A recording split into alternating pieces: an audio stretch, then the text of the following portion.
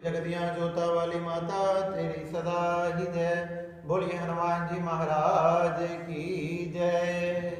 गुप्त नवरात्रे के छठे दिवस में माँ त्रिपुर भैरवी की पूजा की जाती है, जो कि 10 महाविद्याओं में इनका विशेष स्थान है। त्रिपुर भैरवी माँ अत्यंत शक्तिशाली तथा अत्यंत रूपवती है, जिनका तेज सहस्त्रों सूर्यों के समान है। त्रिपुर भैरवी माँ अपने भक्तों पर बड़ी जल्दी प्रसन्न होती है। त्रिपुर भैरवी 2 शब्दों से मिलकर बना है, त्रिपुर प्लस भैरवी। त्रिपुर अर्थात तीनों लोकों से तथा भैरवी का अर्थ है काल भैरव से, भय के विनाश से, जो कि भगवान शंकर का ही अवतार है।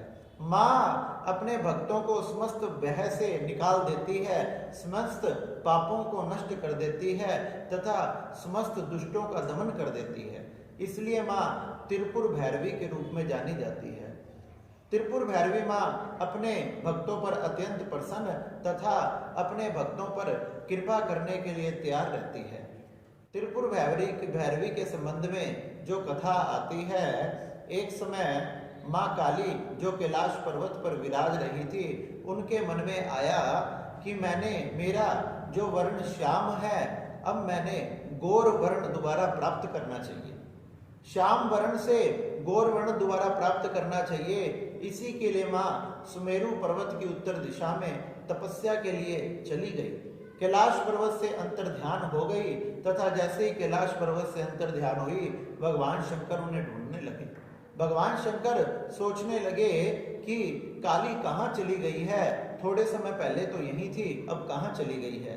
इस प्रकार भगवान शंकर मन में सोच ही रहे थे। इतने में तो श्री नारद जी, मैं ऋषि नारद कैलाश पर्वत पर आए। कैलाश पर्वत पर आकर भगवान को प्रणाम किया, नमस्कार किया तथा कहने लगे, भगवान आज आप चिंता में दिखाई दे रहे हैं।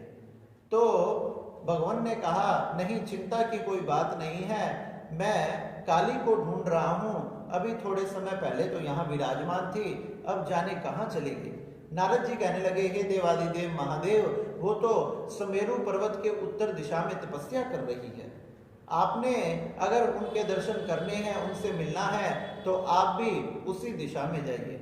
इस प्रकार भगवान शंकर को ये सब वृत्तांत बताकर नारद जी वहां से अंतर्ध्यान हो गए तथा देवी के समक्ष जाकर प्रकट हो गए।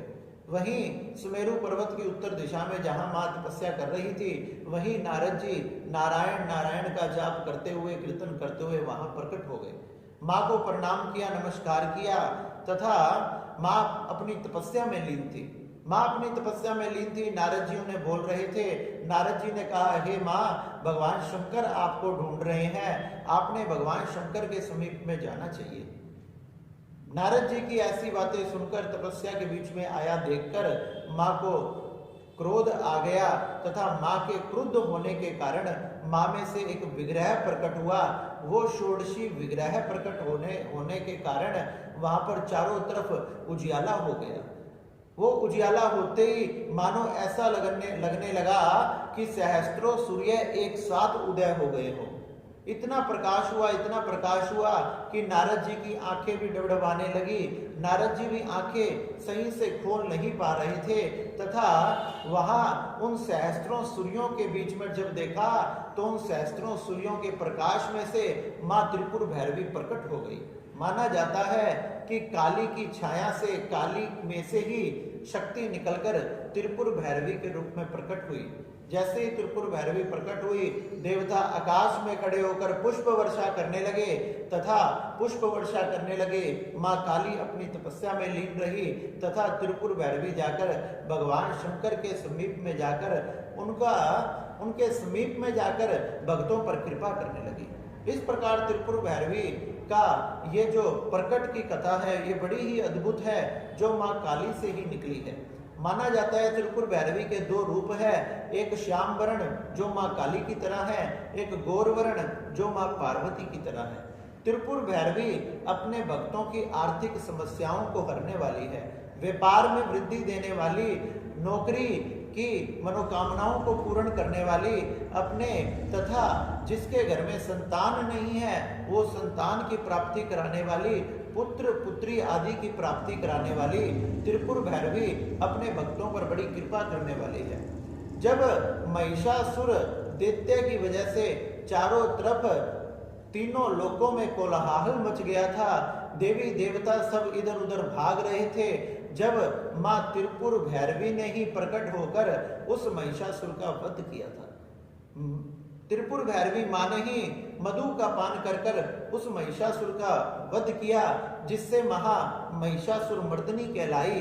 वही त्रिपुर भैरवी इस जगत में मां दुर्गा के नाम से, त्रिपुर भैरवी के नाम से जानी जाती है। इस प्रकार त्रिपुर भैरवी मां अपने समस्त भक्तों की अभिलाषाओं को, मनोकामनाओं को पूर्ण करने वाली है। गुप्त नवरात्रि के छठे दिवस में मां त्रिपुर भैरवी का नाम लेकर ही कीर्तन करना चाहिए, उन्हीं की पूजा पाठ आदि करना चाहिए तथा उनकी कथा को सुनकर अपने समस्त पापों को नष्ट करते हुए अपनी मनोकामनाओं को माता के चरणों में रखना चाहिए। त्रिपुर भैरवी मां अपने भक्तों पर जल्द से जल्द प्रसन्न होती है।